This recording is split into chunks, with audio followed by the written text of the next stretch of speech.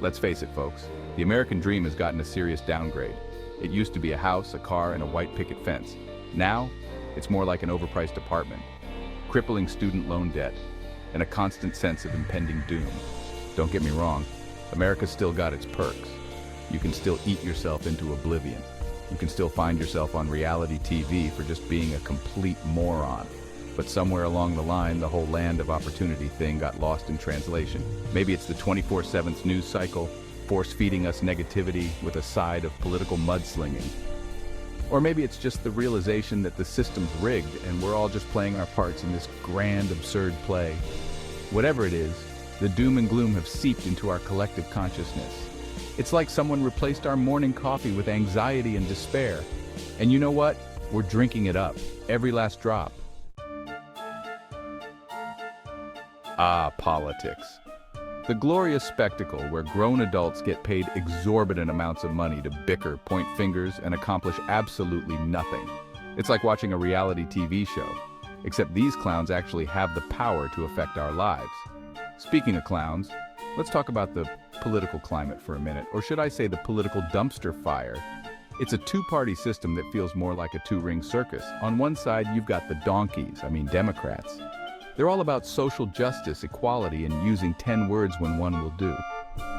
Then you've got the elephants, also known as the Republicans. They're all about fiscal responsibility, family values, and tax cuts for the wealthy. And let's not forget the independents, the folks who claim to be above the fray, but secretly love watching the whole thing burn. The worst part is, it's not even entertaining anymore. Now let's talk about social media, shall we?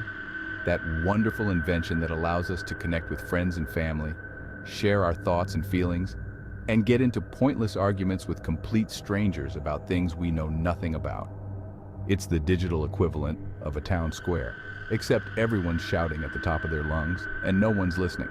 It's a breeding ground for misinformation, outrage, and the kind of narcissism that would make Narcissus himself blush.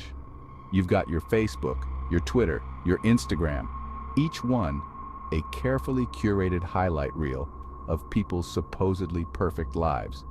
It's enough to make you feel like you're the only one who hasn't figured out their life's purpose while simultaneously baking artisanal sourdough bread and rescuing orphaned puppies. And don't even get me started on the influencers. These self-proclaimed gurus with their perfectly filtered photos and their sponsored content are peddling everything from detox teas to get-rich-quick schemes. They're like the used car salesman of the internet. Now, let's talk about consumerism, baby. That beautiful, terrible thing that keeps the American economy afloat. It's the relentless pursuit of material possessions, the insatiable hunger for the next shiny object, the belief that happiness can be found at the bottom of a shopping cart. We buy things we don't need with money we don't have to impress people we don't even like. It's a vicious cycle of debt, desire, and disappointment. We're drowning in a sea of stuffed clothes we never wear, gadgets we never use, and enough single-use plastic to choke a whale. And for what?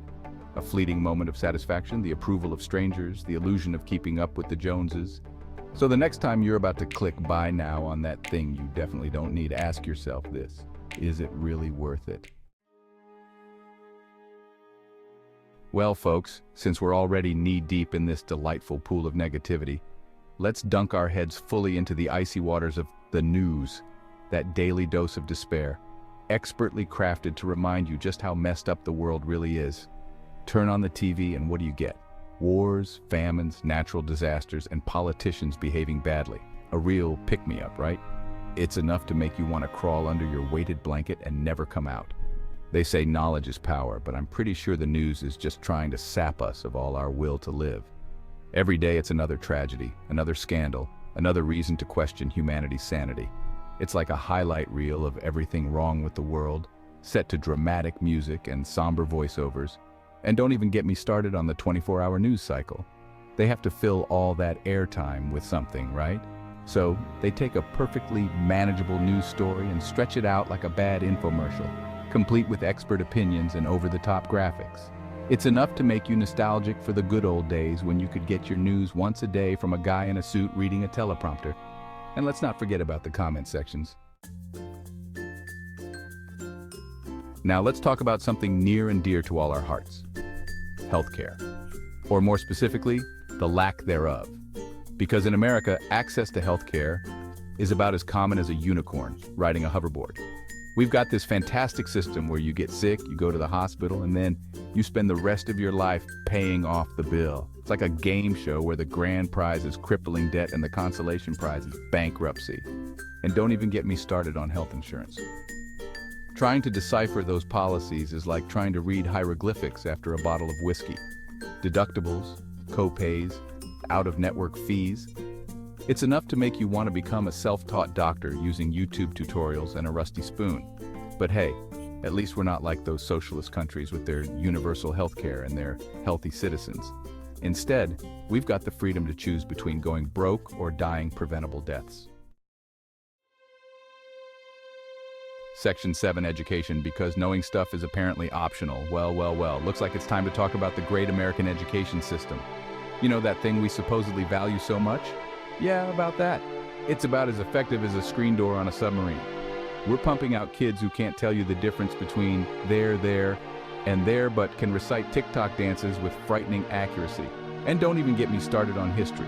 They're walking around thinking the American Revolution was fought over tea and that World War II was a movie starring Tom Hanks.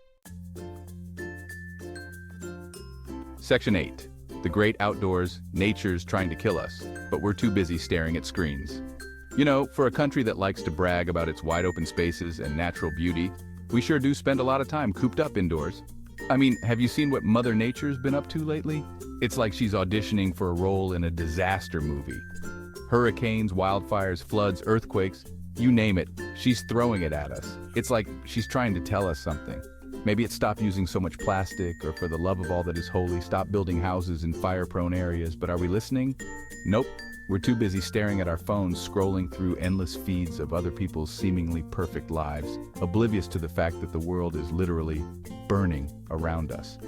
We've become so disconnected from nature, so reliant on our technology, that we've forgotten how to appreciate the simple things. A sunset, a walk in the woods, the sound of birdsong, it's all just background noise to us now. Section 9. The future, it's not looking bright, but at least it's ironic. So let's talk about the future, shall we? That big, scary unknown that's hurtling towards us faster than a shopping cart down a hill on Black Friday. What's in store for us, you ask? Well, if the current trajectory is anything to go by, I'd say we're in for a real treat. The robots are coming for our jobs, the climate's going to hell in a handbasket, and we're all one tweet away from starting World War III. But hey, at least we'll have self-driving cars to chauffeur us around while we watch the world burn, right? The future's looking about as bright as a black hole, and the irony is not lost on me. We've spent centuries striving for progress, innovation, and technological advancement. And where has it gotten us? On the brink of self-destruction, that's where. It's enough to make you want to dig a bunker in your backyard, stock it with canned goods and board games, and wait for the apocalypse to blow over. Section 10. So, we're doomed, right? Spoiler alert, maybe not. Well, folks, we've reached the end of our little journey through the American psyche. We've explored the political circus, the social media sideshow, the consumerism catastrophe, and the impending doom that seems to be lurking around every corner. It's enough to make even the most optimistic among us want to reach for the nearest bottle of bourbon and a family-sized bag of potato chips. So, are we doomed? Is there any hope for the future? Honestly, I don't have a clue. I'm just a comedian, not a fortune teller. But here's the thing. Even in the face of all this absurdity, even when it seems like the world is falling apart at the seams, there's still something inherently resilient about the human spirit. We find a way to laugh, to love, to connect, to find meaning and purpose in the midst of the chaos. We adapt, we overcome, we keep on keeping on. So maybe, just maybe, we're not doomed after all.